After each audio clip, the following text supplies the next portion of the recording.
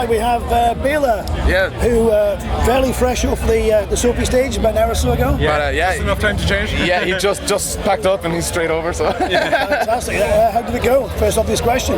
Great. It was pretty much euphoric. Like getting to hear the drums so loud, and it was great. Seeing the lads walking around again, it was fantastic. Like, and we've been sitting on an album since right before the pandemic. So we've sat in it for the whole pandemic, and we were like, we're just going to play it start to finish. This is our chance to debut it at least.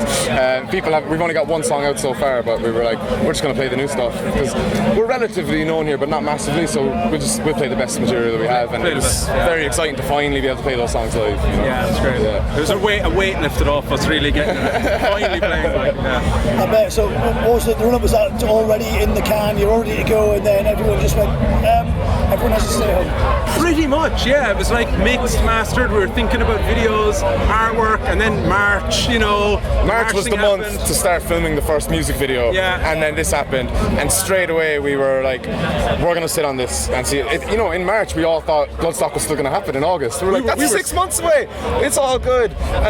But then as time went on, it was like, okay, we're sitting on this a bit longer and a bit longer. But we're a band that the music has to be seen live, so we didn't want to be putting it out if people couldn't come see us live. Yeah. And now with Bloodstock happening and things starting to come back, we thought it's a good time now we'll start rolling out the songs with shows on the horizon, because now people can hear it and come see us live. Yeah, exactly. So what did you get up to during lockdown then? If the album was already there, there's no shows to play, what did you do for 18 months? Music videos, basically kind of beating our head off a wall with that as well, because the restrictions kept changing on us. So we'd make plans and then something would change, and we kept changing it up.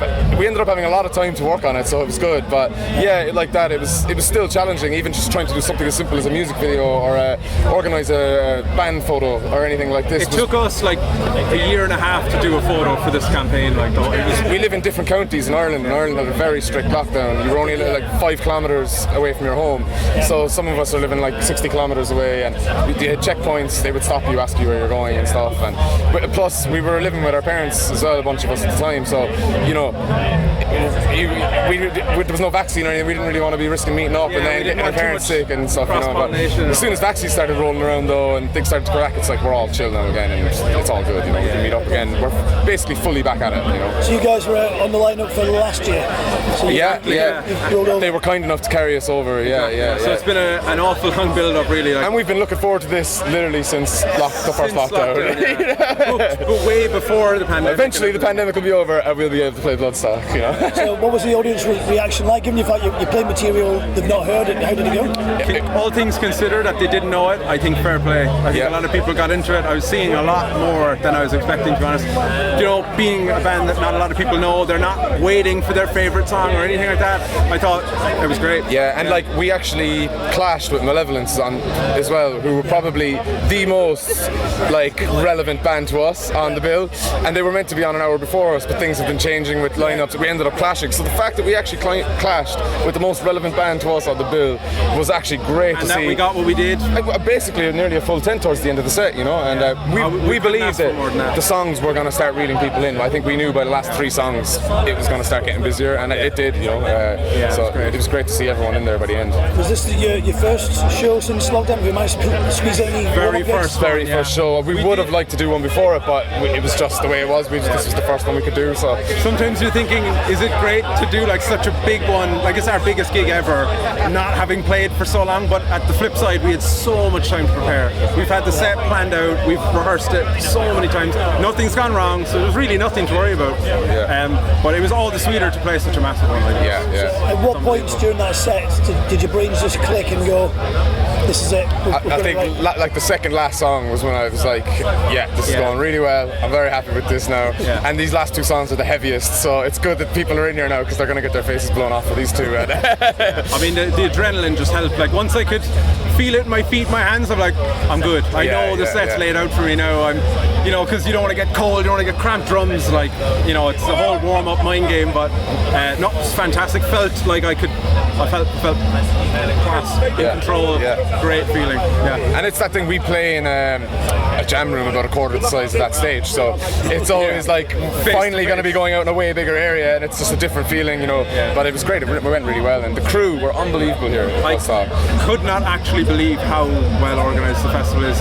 People just came up to me, I'm your drum tech, didn't even know I was getting one, nice to meet you, nicest people ever, so helpful. Funnily enough, you're the second band to mention that, and I'm talking like the few years of doing these things. The first one was 2 interviews ago.